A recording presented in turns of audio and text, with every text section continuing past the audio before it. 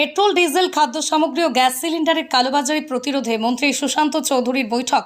ত্রিপুরায় বিদ্যমান ভয়াবহ বন্যা পরিস্থিতির কারণে নিত্য প্রয়োজনীয় সামগ্রীর মূল্য সহ পেট্রোল ডিজেল রান্নার গ্যাস সিলিন্ডার সরবরাহ যাতে স্বাভাবিক থাকে সেই বিষয়ে ত্রিপুরা খাদ্য দপ্তর আগাম কোনোভাবেই যাতে স্বাভাবিকের চেয়ে বৃদ্ধি না পায় এবং অত্যাবশ্যকীয় সামগ্রীর কালোবাজারি প্রতিরোধে ত্রিপুরা খাদ্য দপ্তর সচেষ্ট হয়েছে। এই বিষয়গুলোকে সামনে রেখেই শুক্রবার আগরতলা মহাকারণে ত্রিপুরার খাদ্য জনসংবরণ ক্রেতা বিষয়ক দপ্তরের মন্ত্রী সুশান্ত চৌধুরী খাদ্য দপ্তরের আধিকারিক সহ বিভিন্ন ব্যবসায়ী সংগঠনের প্রতিনিধিদের সাথে বৈঠক করেন। ত্রিপুরা থেকে সরাসরি বিক্রম কর্মকারের report, crime press, Bengal news.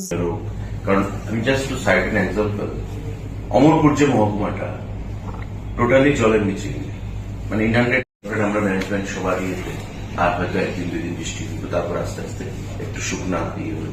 Agartala শহরও তাই আপনারা দেখছেন, জল লাইন ম্যানেজ হবে। কিন্তু পোস্ট ফ্লাড যে সিনারিওটা, that is important. Diarrhoea, cholera,